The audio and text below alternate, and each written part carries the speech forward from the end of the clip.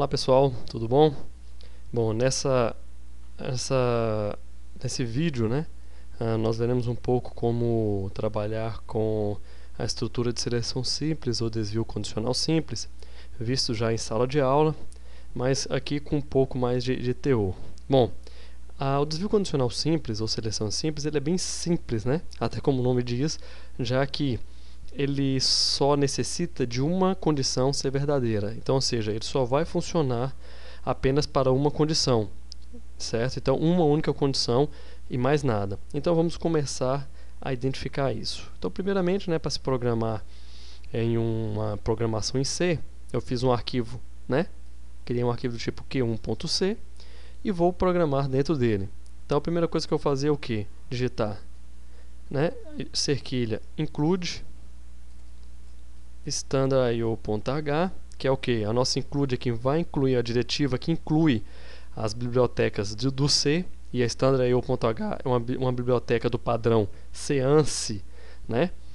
Para desenvolvimento de programas, onde a gente pode utilizar funções como a printf e o scanf, certo? No caso do printf, para imprimir dados na tela, e do scanf para receber dados, seja de teclado, de mouse ou de outros periféricos, né?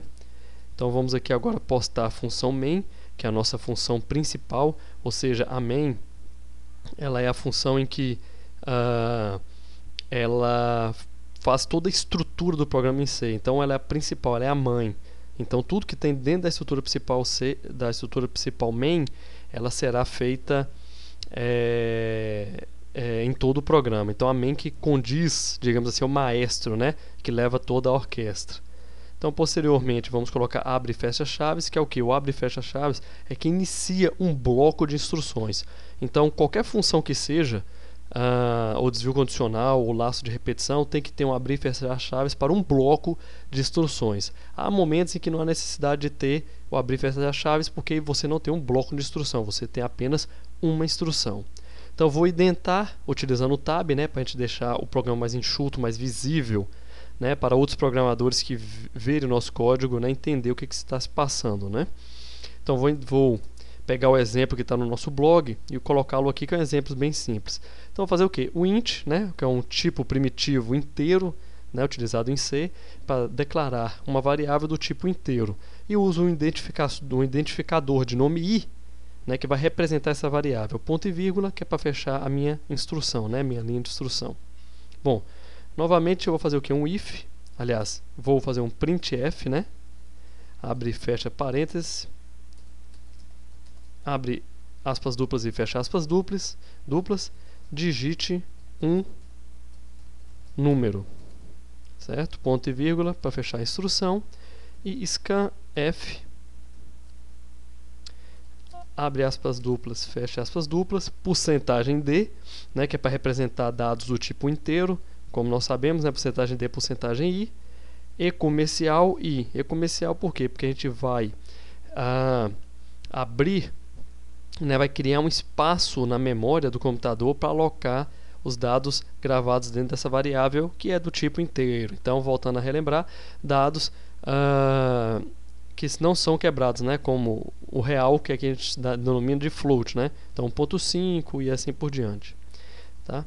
Vou dar outro tab agora sim, if i igual, que é o nosso igual, né, que é igual a 2. Então eu vou fazer uma determinada instrução. Nesse caso, eu tenho if i igual a 2. Então somente essa instrução será feita se o meu i for igual a 2. Caso contrário, não vai ser feita e vai sair do programa. Certo? Então a seleção simples só tem uma única condição, que é o if principal, e mais nada. Não tem else, não tem mais nada dentro dele, nem um if dentro de outro if, nada. Ele é único exclusivamente um if. Ponto final, só isso, acabou. Então, se i for igual a 2, eu vou fazer printf, abre e fecha parênteses, abre e fecha aspas duplas, e vou escrever na tela 2. E o nosso /n para quebrar a linha. Então terminou o programa, ele pula uma linha. Bom, finalizado o nosso programa, eu vou sair, né? Salvá-lo e vou fazer o nosso GCC. Então GCC menos O. Aqui no caso, como eu estou usando o Ubuntu, vai ser GCC sudo, né? Que é para você executar no modo superusuário. Então sudo gcc-o q1, que eu vou dar o nome da minha variável, variável não, pessoal, que eu vou dar o nome para o meu executável, certo? q1.c, certo? E vou executá-lo. Bom, se não deu nenhum erro, não apareceu nada, só apareceu isso na tela, provavelmente, né, nosso código está funcionando. Vocês podem ver que dentro da minha pasta Vinícius eu tenho o q1.c, que foi onde eu programei o código-fonte. E depois que eu fiz o GCC, né, -o q1 espaço q1.c, eu criei um executável, que é o mais verdinho ali, que é o q1.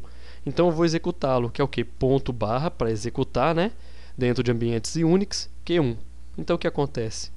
Olha, agora que eu digitei ponto barra q1 e dei Enter, ele vai imprimir o que na tela? O printf. Ó, imprimir na tela, digite um número. Então eu vou digitar 3 primeiramente para a gente fazer um teste, né, condicional simples. Saí. Por que eu saí? Porque lá no nosso teste condicional simples não está dizendo que se o i for igual a 2, vou voltar no nosso código para mostrá-los. Então olha aqui. Então se i for igual a 2, então if i igual a 2, ele vai imprimir 2. Então qual foi o número que eu digitei? 3. Então não satisfaz a nossa condição. Então agora eu vou executar novamente. Digite um número, vou digitar 2. Opa, 2.